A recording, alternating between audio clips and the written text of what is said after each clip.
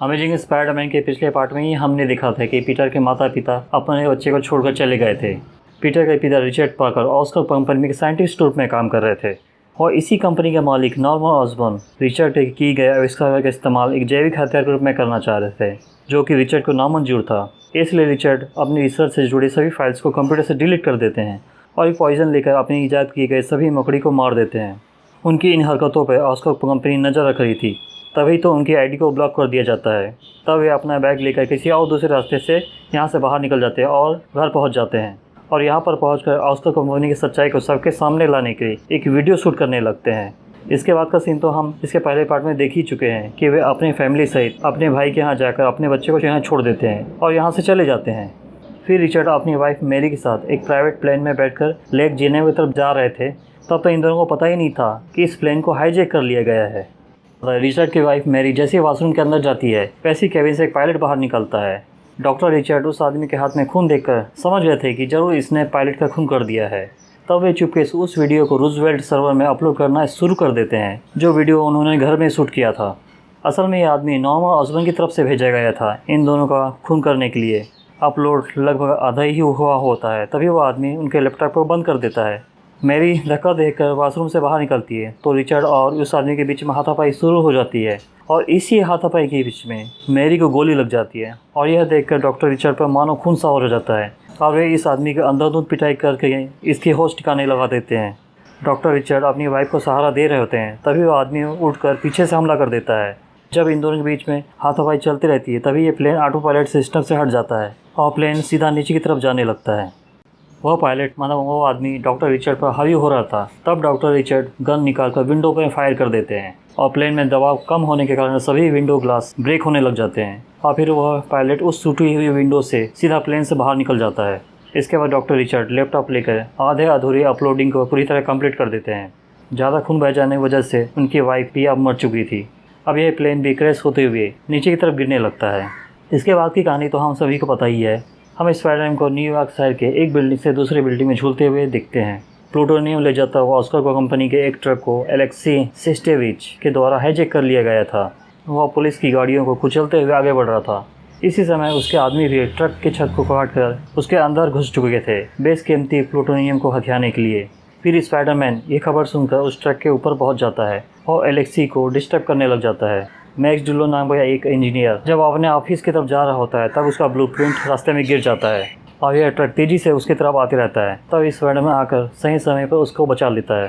फिर एलेक्सी अचानक से ब्रेक दबा देता है, जिससे सभी पुलिस की गाड़ी एक के ऊपर एक चढ़ जाती है। तब एलेक्सी के आदमी पुलिस पर फायरिंग करना शुरू कर देते हैं। फिर स्पाइडरमैन उन सभी पर वेब शूट करके उनको उल्टा लटका देता है। यह देखकर एलेक्सी वहाँ से भागता है और इससे प्लूटोनियम नीचे गिरने लगते हैं। तब स्पाइडरमैन आकर उन सभी को कैच करने लग जाता है और अपने जाल में लटका देता है। अब यह ट्रक आगे जाकर एक बस से टकरा जाता है, लेकिन स्पाइडरमैन टाइम पर आकर बस को गिरने से बचा लेता है। फिर स्पाइडरमैन एलेक्सी के फायरिंग से बचते हुए उसके पास पहुंचता है और अपनी मकड़ी की जाल से बंदी बनाकर उसकी पूंगी बजा देता है। इसके दूसरी तरफ हम देखते हैं कि पीटर की गर्लफ्रेंड ग्वेन स्टेसी ग्रेजुएशन समारोह में एक शानदार स्पीच देती है, जिस पर सभी लोग ताली बजाते हैं। तब पीटर पार्कर यहाँ पर पहुँचता है और ग्वेन को सभी के सामने किस करता है। फिर ग्वेन स्टेसी पीटर को डिनर के लिए इनवाइट करके चली जाती है। इसी समय पीटर को उसके पिता दिखाई देते हैं और पीटर को उसकी की गई प्रॉमिस की याद आती है, इसलिए वह डिनर के समय आने पर भी वह वापस जाने लगता है। ग्वेन के बाहर आने पर उसको बताता है कि उसके पिता उसको हर जगह दिखाई दे रहे हैं और उसको उसकी बेटी से दूर रहने को कह रहे हैं। तब ग्वेन स्टेसी इन सभी से परेशान हो जाती है और पीटर से ब्रेकअप करके चली जाती है। फिर स्पाइडरमैन रोज़ की तरह अपने काम में लग जाता है। इस तरह वह काम करते करते काफ़ी थक सा जाता है। दूसरी तरफ हम मैक्स डिल्लो को देखते हैं, जो कि काफ़ी खुश दिखाई दे रहा था क्योंकि स्पाइडरमैन ने आज उसकी जान बचाई थी और साथ ही आज उसका बर्थडे भी था। वो रोज़ की तरह अपने ऑफिस जाने लगता है। वहाँ पर उसकी मुलाकात ग्वेन स्टेसी से होती है। पीटर के बचपन का फ्रेंड हैरी ऑसबॉर्न अपनी पढ़ाई पूरी करके अपने पिता को देखने के लिए आता है, जो कि इस समय इसके पिता नॉर्मन ऑसबॉर्न एक अनजान बीमारी से मर रहे थे, जो कि जेनेटिक थे। नॉर्मन ऑसबॉर्न मरने से पहले एक क्यूब अपने बेटे के हाथ में दे जाते हैं।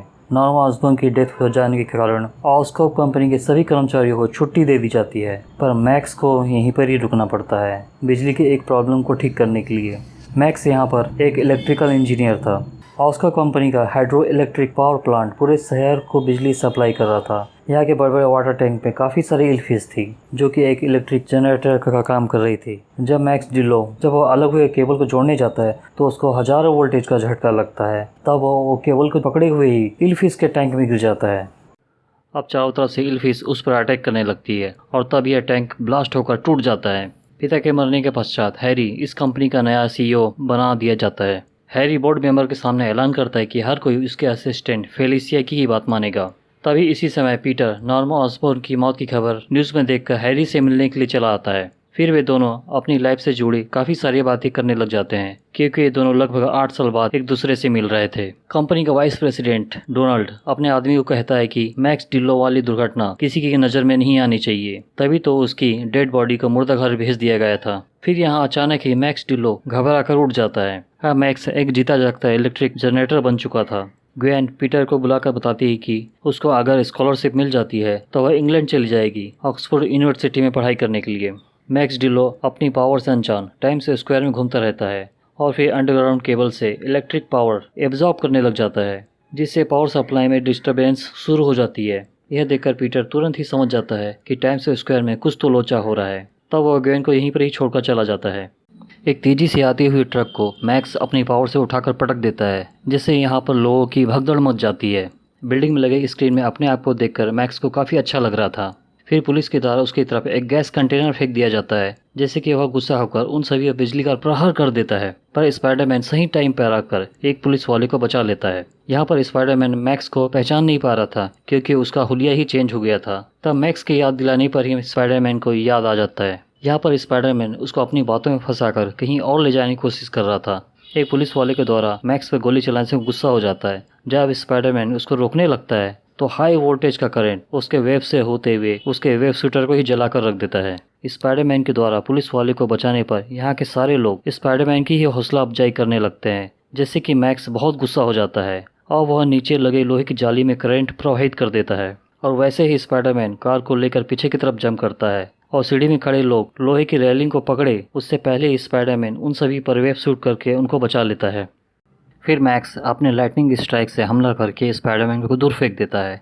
बिजली के केबल से फिर से अपने आप को चार्ज करता है, जिससे कि बिल्डिंग में लगी बड़ी बड़ी स्क्रीन शॉर्ट हो गई गिरने लगती है। अब जब मैक्स आम लोगों पर हमला कर रहा होता है, उसी समय स्पाइडरमैन फायर ब्रिगेड के लोगों की मदद से मैक्स को पूरी तरह ठंडा करके रख देता है। दूसरी तरफ हैरी को पता चलता है कि उसके पिता की तरह ही उसमें भी उस जेनेटिक डिसीज के लक्षण प्रकट हो रहे हैं। इसी समय वो क्यूब टेबल से टच हो जाने से वो मॉनिटर ऑन हो जाता है। इसमें एक वीडियो देखने से उसको पता चलता है कि जेनेटिकली मॉडिफाइड मकड़ी का सीरम ही उसकी बीमारी को ठीक कर सकता है। पीटर को घर में किए गए एक्सपेरिमेंट से पता चलता है कि अगर बैटरी को ज़्यादा करंट से चार्ज किया जाए तो बैटरी फट जाती है। फिर हैरी पीटर को फ़ोन करके अपने ऑफिस बुलाता है और उसको बोलता है कि उसको स्पाइडरमैन का खून चाहिए। यहाँ पर हैरी यह समझ रहा था कि पीटर ही वह शख्स है जो उसको स्पाइडरमैन से मिलवा सकता है। इसी समय ग्वेन कंप्यूटर में बैठे मैक्स के बारे में इंफॉर्मेशन निकाल रही थी। उसी समय सर्वर में बैठा डोनाल्ड का आदमी उसकी सर्च को ब्लॉक कर देता है और सिक्योरिटी के साथ ग्वेन को पकड़ने चला आता है। जब ग्वेन स्टेसी उन सभी गार्ड्स को देखकर भाग रही होती है तो पीटर ही उन सभी सिक्योरिटी गार्ड्स की पुंगी बजाकर ग्वेन स्टेसी को बचा लेता है। फिर ग्वेन एलिवेटर में जाते समय हैरी से मिलती है। यहाँ पर इन दोनों एक दूसरे से इंट्रोड्यूस होते हैं। ऑस्कर कंपनी की तरफ से रावेनक्राफ्ट इंस्टीट्यूट को चलाया जा रहा था, जहाँ पर असाधारण इंसानों पर रिसर्च और उनकी स्टडी की जा रही थी। पर बाहरी लोगों की नज़र में यह सिर्फ पागलखाना था और यहीं पर ही मैक्स को कैद करके रखा गया था और यहीं पर ही जर्मन साइंटिस्ट एस्ली काफ्का स्टडी कर रहे थे। यहाँ पर मैक्स डॉक्टर एस्ली को अपनी पावर दिखाते हुए अपने आप को इलेक्ट्रो के नाम से बुलाता है। पीटर को यह लग रहा था कि आंट में उससे उसके पेरेंट्स के बारे में कुछ छुपा रही है। तब उसकी आंट में उसको बताती है कि तुम्हारे माता पिता के फ्यूनरल के बाद FBI के 2 एजेंट आए थे। उन्होंने बताया कि तुम्हारे पिताजी नॉर्मन ऑसबर्न के साथ जो जेनेटिक रिसर्च कर रहे थे बहुत मूल्यवान थी। दूसरे देश इसके लिए बहुत पैसे देने वाले थे और इन्हीं पैसों के लिए वे सबको छोड़कर चले गए, इसलिए उनको गद्दार घोषित कर दिया गया। पर पीटर को पूरा यकीन था कि उनके पिता ये सब नहीं कर सकते थे। अब स्पाइडरमैन हैरी से मिलने जाता है और उसे कहता है कि वह उसकी मदद तो करना चाहता है पर वह अपना खून उसको नहीं दे सकता। अगर मेरा खून तुम्हारे कॉम्पिटेबल नहीं हुआ तो तुम्हारी जान भी जा सकती है। हैरी को लग रहा था कि स्पाइडरमैन को पैसों को लालच देने से शायद वह मान जाए, पर स्पाइडरमैन खून देने से मना करके यहाँ से चला जाता है। इससे हैरी बहुत ज़्यादा गुस्सा हो जाता है और तभी से उसको अपना दुश्मन समझने लगता है। फिर घर आकर पीटर अपने पिता के बैग को फिर से छानबीन करता है। उसके पिता के आईडी कार्ड के पीछे उसे रूजवेल्ट लिखा हुआ मिलता है। इंटरनेट पर भी रूजवेल्ट नाम का कुछ खास चीज नहीं मिल रहा था, तो वह गुस्से के मारे कैलकुलेटर को उठाकर फेंक देता है। तो उसके अंदर उसे ढेर सारे कॉइन्स मिलते हैं। तब उसको आंट की कही हुई बात याद आती है कि उसके पिता हर रोज डी ट्रेन से कहीं चले जाते थे और शाम को वापस आते थे। तब उसको पता चलता है कि रूजवेल्ट नाम का एक खुफिया स्टेशन है जो कि प्रेसिडेंट रूजवेल्ट के नाम से बनाया गया था। फिर पीटर 2 सिक्योरिटी गार्ड से छिपता हुआ वो सुनसान स्टेशन में पहुंच जाता है और उस कॉइन को एक मशीन में डालता है। वैसे ही पूरी की पूरी ट्रेन जमीन के अंदर से ऊपर उठकर आती है और ऑटोमेटिक लाइट्स जल उठती है और दरवाजा भी खुल जाता है। यह केबिन उनके पिता का ही था जिसमें पीटर प्रवेश करता है। जिस वीडियो को रिकॉर्ड करके रिचर्ड पार्कर ने रूजवेल्ट सर्वर में अपलोड किया था, उसी वीडियो को अब पीटर देख रहा था। यहाँ पर अब पीटर को पता चल गया था कि उनके पिता पूरी तरह निर्दोष हैं और नॉर्मा ऑसबॉर्न ने उनके माता पिता की हत्या करवाई थी। और साथ में ये भी पता चलता है कि उन सभी जेनेटिक स्पाइडर्स में उनके पिता का ही डीएनए था। तभी तो उस मकड़ी के काटने से वह डीएनए पीटर के डीएनए से ठीक तरह से कंबाइन हो गया था। जब पीटर सुरंग से बाहर निकल रहा होता है तो उसे ग्वेन का मैसेज मिलता है कि उसे ऑक्सफोर्ड यूनिवर्सिटी में एडमिशन मिल गया है और वो अभी एयरपोर्ट की तरफ जा रही है। दूसरी तरफ फेलिसिया हैरी को बताती है कि सभी मकड़ियों को मारने से पहले उनके जहर को निकाल लिया गया था और इन सभी की जानकारी स्पेशल प्रोजेक्ट्स में छिपाकर रखी गई है। अब जब वह स्पेशल प्रोजेक्ट्स में देखता है तो उसे पावर प्लांट में हुए एक्सीडेंट के बारे में पता चलता है जिससे मैक्स इलेक्ट्रो में बदल गया था और उसे अब रावेनक्राफ्ट में रखा गया है। इसी समय डोनाल्ड खुद सिक्योरिटी के साथ यहाँ आता है और अपने सारे इल्जाम हैरी के ऊपर थोप देता है और फिर हैरी को सीईओ के पद से हटा दिया जाता है और डोनाल्ड खुद ही ऑस्कर कंपनी का मालिक बन बैठता है। फिर हैरी रावेनक्राफ्ट इंस्टीट्यूट में पहुंचता है और यहाँ पर सिक्योरिटी गार्ड उसको अंदर जाने नहीं दे रहे थे, तो वह उन पर हमला करके उनसे वह येलो बेज छीनकर उस जगह पर पहुंच जाता है जहाँ पर इलेक्ट्रो को कैद करके रखा गया था। यहाँ पर आकर हैरी इलेक्ट्रो के साथ डील करता है कि वह उसको आज़ाद कर देगा अगर वह उसको ऑस्कॉप लेकर जाएगा और यह भी समझाता है कि हम दोनों का एक ही दुश्मन है और वह है स्पाइडरमैन। इन दोनों में बात चलते चलते सिक्योरिटी गार्ड आकर हैरी को पकड़ चुके थे। हैरी के ऐसे कहने से इलेक्ट्रो अपने आप को आज़ाद कर लेता है और यहाँ के सभी सिक्योरिटी गार्ड को मार देता है और डॉक्टर एस्ली को उसी मशीन में कैद कर देता है जहाँ पर वह पहले कैद था। अब यहाँ पर उसका भुड़ता बन जाता है। फिर इलेक्ट्रो इनविजिबल फॉर्म में आकर सबसे पहले डोनाल्ड के असिस्टेंट को मार देता है। फिर हैरी की बात ना मानने पर डोनाल्ड पर हमला कर देता है। डोनाल्ड तो बेहोश हो जाता है जिससे शॉक देकर जगाया जाता है। फिर हैरी इलेक्ट्रो को बोलता है कि शहर की सारी बिजली अब तुम्हारी हुई। इसके बाद वह डोनाल्ड को बंदूक की नोक पर स्पेशल प्रोजेक्ट वाली जगह पर ले जाने के लिए मजबूर करता है। यहाँ पर आने पर हैरी को सभी फ्यूचरिस्टिक गैजेट नजर आते हैं। फिर हैरी के फोर्स करने पर डोनाल्ड मकड़ी का जहर उसको इंजेक्ट कर देता है। इस जहर का हैरी के ऊपर बहुत साइड इफेक्ट होने लगता है। फिर मौका देकर डोनाल्ड यहाँ से भाग जाता है और इस इंजेक्शन के असर से हैरी ग्रीन गॉब्लिन में बदलने लगता है। नॉर्मा ऑसबॉर्न ने इमरजेंसी प्रोटोकॉल के लिए जो आर्मर सूट बनाई थी, इसी सूट को हैरी पहन लेता है जो उसके शरीर में हुए इंजरी को हील करता है और उसके हेल्थ को भी रिस्टोर कर देता है। दूसरी तरफ स्पाइडरमैन ने ब्रिज पर अपने जाल से आई लव यू लिख दिया था जिसको देखकर ग्वेन स्टेसी काफी इम्प्रेस हो गई थी। फिर स्पाइडरमैन आकर उसको अपने साथ ले जाता है और बोलता है कि हम दोनों के रास्ते अलग नहीं है, मैं भी तुम्हारे साथ इंग्लैंड जा रहा हूँ। जब ये दोनों चुम्मा चाटी का आनंद ले रहे होते हैं तभी इलेक्ट्रो आकर पावर ग्रिड में हमला कर देता है जिससे कि पूरे शहर की बिजली चली जाती है और ब्लैकआउट होने से पूरे शहर की अर्थव्यवस्था चरमरा जाती है। यहाँ पर ग्वेन स्पाइडरमैन के साथ ही जाने की जिद कर रही थी पर स्पाइडरमैन अकेले ही इलेक्ट्रो को रोकने के लिए चला जाता है। अब यहाँ पर आकर स्पाइडरमैन इलेक्ट्रो का पीछा करने लगता है।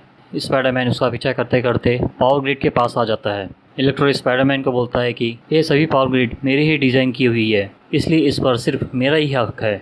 तभी इलेक्ट्रो स्पाइडरमैन के ऊपर हमला कर देता है और तभी स्पाइडरमैन हाइड्रो पंप पर जंप करता है। यहाँ पर स्पाइडरमैन यही समझ रहा था कि पिछली बार की तरह ही इस बार भी इसको पानी से ठंडा करके रख देगा, पर ऐसा होता नहीं है। इलेक्ट्रो की पावर पहले से भी काफ़ी ज़्यादा बढ़ चुकी थी। अब इसके बाद इलेक्ट्रो स्पाइडरमैन के दरमियान में एक बहुत ही ज़बरदस्त फाइट शुरू हो जाती है। अब स्पाइडरमैन उस पर वेब सूट करके उसको उठाकर नीचे ज़मीन पे जोरदार पटकता है और यहाँ पर स्पाइडरमैन के संभलने से पहले ही इलेक्ट्रो उड़ जाता है। अब इलेक्ट्रो अपने वेव फॉर्म में आकर लगातार स्पाइडरमैन पर हमला करता है और अपने लाइटिंग स्ट्राइक से स्पाइडरमैन को जोरदार झटके देने लगता है।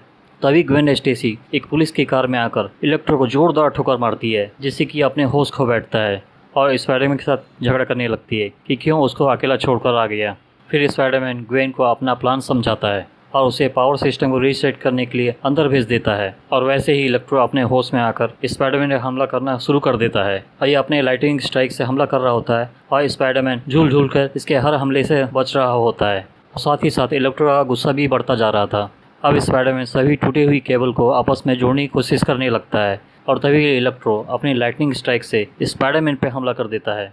आखिरकार स्पाइडरमैन पूरी ताकत लगाकर सभी केबल्स को आपस में जोड़ ही देता है और तभी स्पाइडरमैन के कहने पर ग्वेन स्टेसी पावर सिस्टम को रीसेट कर देती है। स्पाइडरमैन को जोरदार झटका लगता है जिससे वह दूर फेंका जाता है और अब इलेक्ट्रो ओवरचार्ज होना शुरू हो जाता है और ओवरचार्ज होते होते ब्लास्ट होकर फट जाता है और इसके साथ ही शहर की सारी बिजली वापस आ जाती है।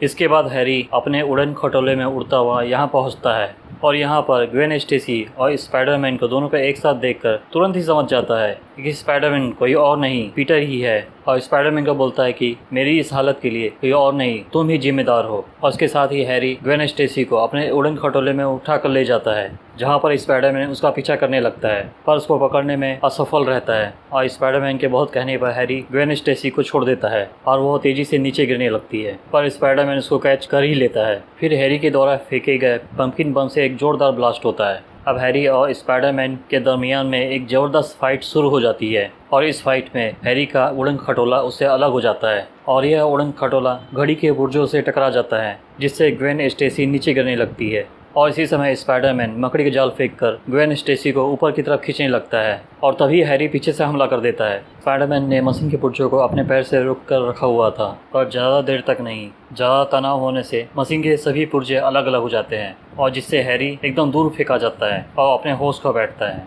और साथ में ही मकड़ी के जाल भी टूट जाता है जिससे ग्वेन स्टेसी तेजी से नीचे की तरफ गिरने लगती है और स्पाइडरमैन उसको बचाने के लिए नीचे कूद पड़ता है और अपनी मकड़ी का जाल उसकी तरफ फेंकता है। मकड़ी का जाल ग्वेन तक पहुंचते तक काफ़ी देर हो चुकी होती है और ग्वेन स्टेसी का सिर फ्लोर से टकरा जाता है। अब स्पाइडरमैन नीचे आकर देखता है तो ग्वेन स्टेसी मर चुकी होती है। अंकल बेन के मरने के बाद यह स्पाइडरमैन के लिए सबसे दुखदायक पल होता है। इसके बाद ग्वेन स्टेसी का अंतिम संस्कार किया जाता है जहाँ पर पीटर, उसकी आंट और उसके सभी फैमिली वाले आए होते हैं। इसके बाद हम देखते हैं कि एक अनजान आदमी रॉवेनक्रॉफ्ट इंस्टीट्यूट में हैरी से मिलने के लिए आता है। इस अनजान आदमी को हैरी पहले से ही जानता था और फिर यह अनजान आदमी हैरी के कहने पर ऑस्कॉप बिल्डिंग में घुस आता है और हैरी के पिता के द्वारा डिज़ाइन किए गए एक आर्मर सूट को चुरा लेता है। इसके बाद न्यूज़ में दिखाता है कि एक अज्ञात लोगों की टीम ने एलेक्सिस सिस्टेविच नाम के अपराधी को जेल से छुड़ा लिया है और दूसरी तरफ पीटर बहुत उदास दिखाई दे रहा था क्योंकि ग्वेन के मरने के बाद उसने स्पाइडरमैन वाला काम छोड़ दिया था। अब पीटर ग्वेन का स्पीच वाला वीडियो देखने लगता है जिसको देखकर पीटर में जीने की उम्मीद जाग जाती है और साथ में नया जोश भी आता है। इधर एलेक्सिस सिस्टेविच वो आर्मर सूट पहनकर पूरे शहर में आतंक और तबाही मचाने लगता है और इसके ऊपर पुलिस की गोलियां भी बेअसर थी। और इसी बीच स्पाइडरमैन का सूट पहने हुए एक छोटा सा बच्चा राइनो के सामने जाके खड़ा हो जाता है। अब राइनो धीरे धीरे उसकी तरफ आगे बढ़ने लगता है और तभी पीटर स्पाइडरमैन का सूट पहनकर यहाँ आ जाता है। अब राइनो तेजी से दौड़ते हुए स्पाइडरमैन की तरफ बहुत सारे रॉकेट फायर कर देता है और स्पाइडरमैन रॉकेट के हर हमले से बचते हुए राइनो की तरफ बढ़ने लगता है और इसके साथ ही ये मूवी यहाँ पर समाप्त होती है।